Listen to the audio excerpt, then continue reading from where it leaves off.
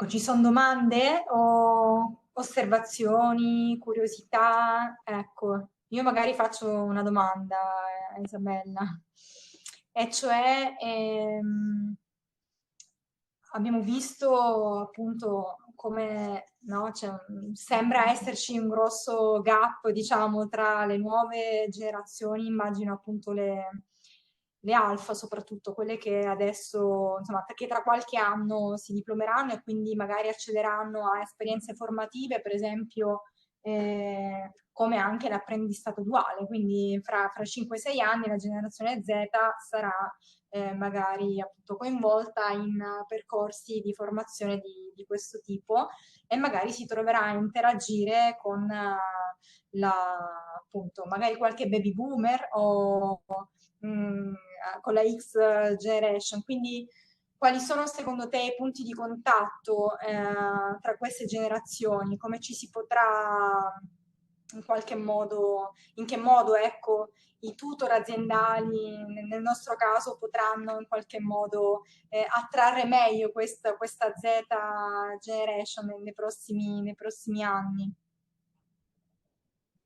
Allora, ci sono tanti modi, poi li vedremo più in dettaglio la volta prossima e bisogna anche costruirli e lavorarci, perché questo, come dicevamo all'inizio, è una fase di transizione decisamente storica. Non si è mai verificato prima che ci fossero ben 7 generazioni conviventi sul pianeta, quindi è qualcosa che possiamo sicuramente costruire insieme. Di certo se prima l'esperienza e la competenza avevano un valore di un certo tipo, soprattutto per le generazioni più adulte, oggi questi elementi sono diversi, ma non è che non contano, contano moltissimo, hanno pesi diversi perché la competenza, lo accennavo prima, è un fattore che fino a 20 anni fa riusciva a dare un valore diverso al lavoro e, come dire, anche allo status, no? Da questo punto di vista, perché si raggiungeva con anni e anni di studio.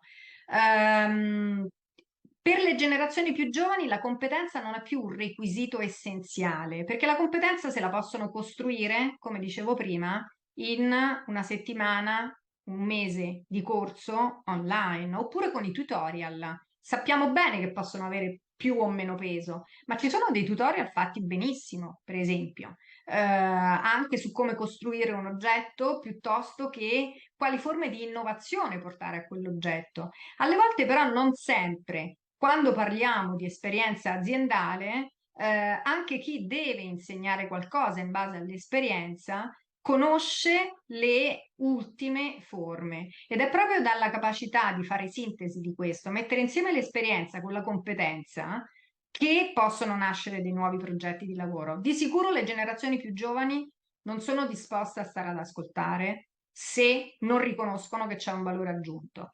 E il valore aggiunto non è solamente quello di ti faccio fare la tua esperienza, poi quando vai a sbattere intervengo. La famosa gavetta. Il termine gavetta è uno dei termini e anche dei concetti che è stato completamente rifiutato dalle generazioni più giovani, perché, come vi dicevo prima, c'è il fattore tempo che conta.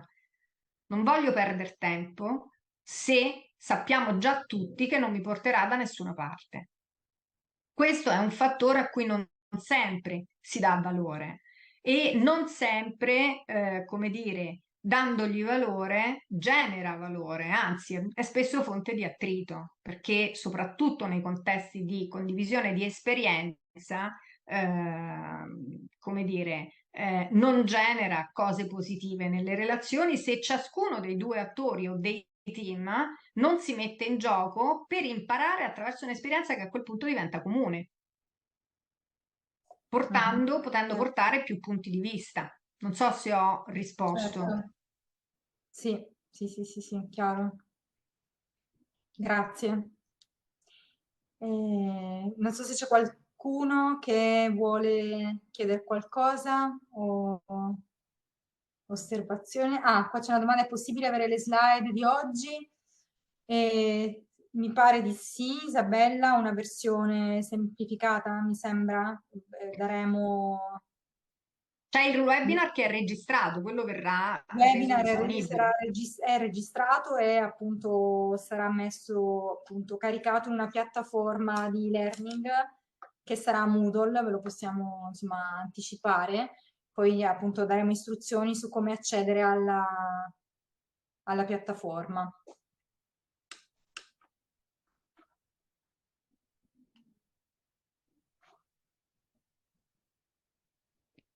Io magari se posso aggiungo una domanda. Ehm, per l'azienda o in generale, cioè, confrontandosi con le generazioni, diciamo anche quelli che fanno il job hopping, quelli che cambiano lavoro facilmente, ci sono già studi o c'è già qualcosa dove si dice che oltre al valore aggiunto cosa posso fare? Perché come azienda, ovviamente nella formazione cerco di investire nella risorsa che vorrei ovviamente tenere nella mia azienda. Ci sono delle controtendenze o qualcosa che si può fare per coinvolgerli, per in qualche modo, ecco, non vedendosi poi confrontato con questo frequente cambio, diciamo, di forza lavorativa? Mm, Cioè, se ci sono esempi? Intendi questo, Anne Christine? Magari Non ho sì, capito. sì. Ah, ok. Allora, il punto fondamentale è quello che anticipavamo prima, e cioè che è cambiato l'atteggiamento verso il lavoro. Il significato del lavoro non è più lo stesso per le generazioni. Di generazione in generazione è cambiata. Se prima il significato lavorare significava poter migliorare la propria vita e quindi ero disposto a fare un grande sacrificio, a investire tanto tempo, anzi tutto il mio tempo, nel lavoro e nella formazione, le generazioni più giovani sono nate in contesti economici completamente diversi, in cui le stesse opzioni di miglioramento non erano garantite, non sono oggi garantite, basta guardare alle formule di contrattazione, di precariato piuttosto presenti in Italia rispetto alle altre, e quindi questo ha, come dire, prodotto una etica professionale che è diversa in termini di significato proprio. Le generazioni precedenti, attraverso il lavoro, in qualche maniera hanno potuto distinguersi, lasciare un contributo, dare un senso alla propria vita. Per le generazioni più giovani il senso della vita non viaggia più attraverso il lavoro. Questo non significa che non sia importante, ma di sicuro deve portare dentro altri valori che non sono solo quelli economici, ma anche la possibilità di dare un contributo che migliori questa società. Le generazioni più giovani hanno un senso di identità collettiva molto forte, in cui sono assolutamente consapevoli che quello che fanno per loro non è solo qualcosa che migliora la loro vita o peggiora la loro vita, ma allo stesso tempo peggiora o migliora anche la vita del loro gruppo da questo punto di vista. Allora le aziende di sicuro, una delle domande, questo per esempio nella ricerca che vi anticipavo prima della Zeti Service, che è molto ricca, vi consiglio di andarla a leggere perché è veramente molto molto ricca, questa sitografia e bibliografia la troverete già allegata nei prossimi documenti. Riferiscono che nel colloquio di lavoro, nel primo colloquio di lavoro, la prima cosa che chiedono è qual è la carriera nella formazione, non nel lavoro. Ma quali sono le opportunità di formazione che mi offre questa azienda non nel tempo, chissà quando, ma nei prossimi 6 mesi?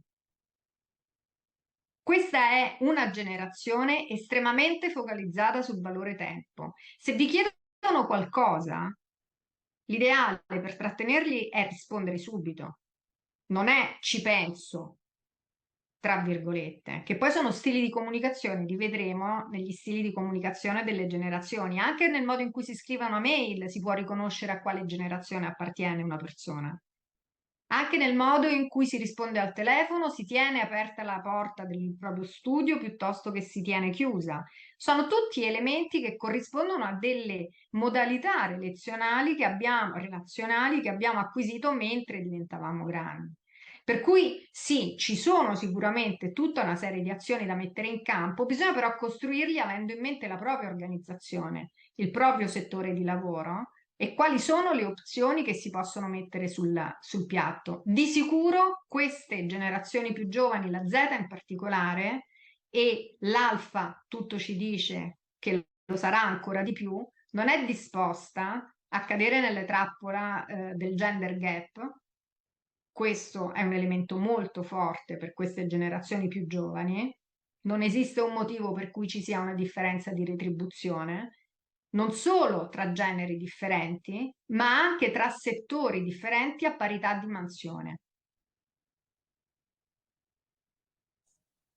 Chiedo Per cui magari a questo sì, punto anche a Elisa, perché c'era la domanda di Elisa Ameni che va più o meno in quella direzione. Elisa, la domanda è più o meno stata... Sì. Come possiamo rendere appealing per le generazioni più giovani lavori tradizionali come quelli dell'artigianato, che spesso richiedono un notevole impegno di tempo e sono poco compatibili con forme di flessibilità come lo smart working. Quindi in certi Ma settori. allora, qui per esempio ci sono diversi casi che stanno emergendo in cui i figli, allora, l'artigianato è sicuramente un'attività impegnativa, no? Perché fisicamente richiede, come diceva, non so chi l'ha detto questo, adesso non leggo, non riesco a leggere la chat. Elisa? Forse? Non mi ricordo il nome. Sì, Elisa. Elisa? Mhm. Ok, allora sicuramente è una attività impegnativa, ma è anche vero che per esempio fuori dalle città questo tipo di attività hanno, cominciano a essere riscoperte. Ci sono dei giovani che tornano a vivere nei borghi, nelle montagne, piuttosto che si prendono 1, 2, 3 anni sabbatici e imparano a fare il calzolaio, tra virgolette, perché gli piace fare scarpe. Non so se lo faranno per tutta la vita, sinceramente, ma questo però ci dice che quando c'è un interesse, si scopre che un lavoro dà un valore perché mi costruisco qualcosa con le mie mani, non è necessariamente disdegnato dalle generazioni più giovani. Bisogna che le generazioni più giovani sappiano che ci sono questi lavori. Per esempio, nel settore oreficeria è difficile trovare persone che vogliano fare questo lavoro perché richiede, come dire, tanto impegno, tante ore di lavoro e così via. Molto spesso nel settore oreficeria chi impara il mestiere poi si apre il negozio per conto suo. Oppure in altri settori ci sono esempi, per esempio so di un'azienda, ma questo perché insomma, mi è venuto, mi è capitato di recente, in cui il papà produceva, non è artigianato, diciamo, è comunque industria, però è stato interessante vedere come il papà che produceva, ehm, scusate, ho un attimo di afasia sul termine, quei grandi contenitori dove si fa il cemento, che sono trasportabili, non le betoniere, non so come si dice in tedesco poi, assolutamente, aiutatemi voi se c'è qualcuno.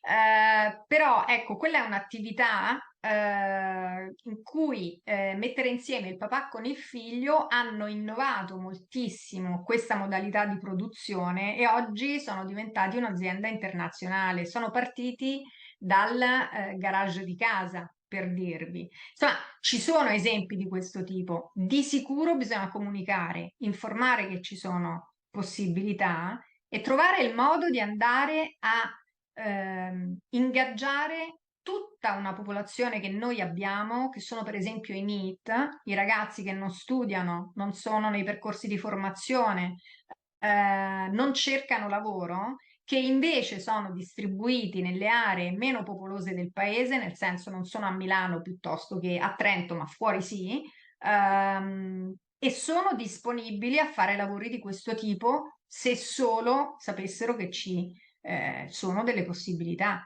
Non sono tantissimi, ma magari riuscire ad ingaggiare qualcuno si può cominciare da lì.